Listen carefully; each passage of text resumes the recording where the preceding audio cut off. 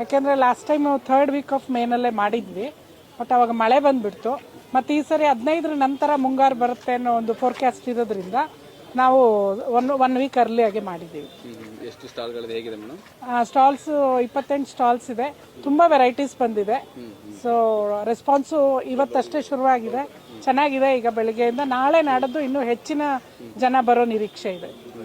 ಈಗ ಯಾವ್ಯಾವ ತಳಿಗಳು ಬಂದಿದೆ, ಯಾವ ಥರ ಸ್ಪೆಷಲ್ ಏನು ಮೇಡಮ್ ಈ ಸರಿ? ಈ ಸರಿ ನಮ್ಮಲ್ಲಿ ಇಮಾಮ್ ಪಸಂದು, ಸಕ್ಕರೆ ಗುತ್ತಿ, ಕೇಸರು ಇವೆಲ್ಲ ಸ್ಪೆಷಲ್ ವೆರೈಟೀಸ್ ಆಗಿದ್ದಾವೆ. ಇಲ್ಲ, ಹಿಂದೆ ಕೇಸರ್ ಎಲ್ಲ ಬಂದಿತ್ತು, ಧಾರವಾಡಿಂದ ಎಲ್ಲ ಬಂದಿದ್ರು. ಕೇಸರ್ ಏನು ಸ್ಪೆಷಲ್ ಅಂದರೆ ನಮ್ಮ ಮೈಸೂರಲ್ಲೇ ಬೆಳೆದಿದ್ದಾರೆ, ಅದೊಂದು ಸ್ಪೆಷಲ್ ಇದೆ. ಯಾವ್ಯಾವ ಜಿಲ್ಲೆಗಳಿಂದ ಬಂದಿದ್ದಾರೆ ಮೇಡಮ್? ಮೈಸೂರು, ಮಂಡ್ಯ ಮತ್ತು ರಾಮನಗರ, ಚನ್ನಪಟ್ಟಣದಿಂದ ಬಂದಿದ್ದಾರೆ. 3 ದಿನ ಹೌದು, ಭಾನುವಾರದವರೆಗೂ ಇರುತ್ತೆ.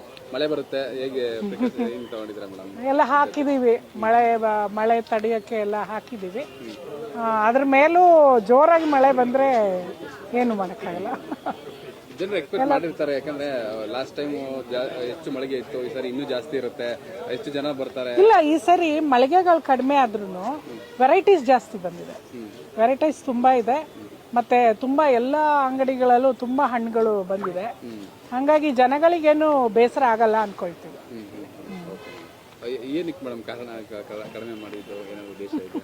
ಆ ಥರ ಏನಿಲ್ಲ, ನಮ್ಮ ಜಿಲ್ಲೆಯ ಜನಕ್ಕೆ ನಾವು ಆದ್ಯತೆ ಕೊಟ್ಟಿದ್ದೀವಿ ಅಷ್ಟೇ. ತಮ್ಮ ಹೆಸರು? ನನ್ನ ಹೆಸರು ಮಮತಾ ಅಂತೇಳಿ, ಹಿರಿಯ ಸಹಾಯಕ ತೋಟಗಾರಿಕೆ ನಿರ್ದೇಶಕರು, ಮೈಸೂರು ತಾಲೂಕು.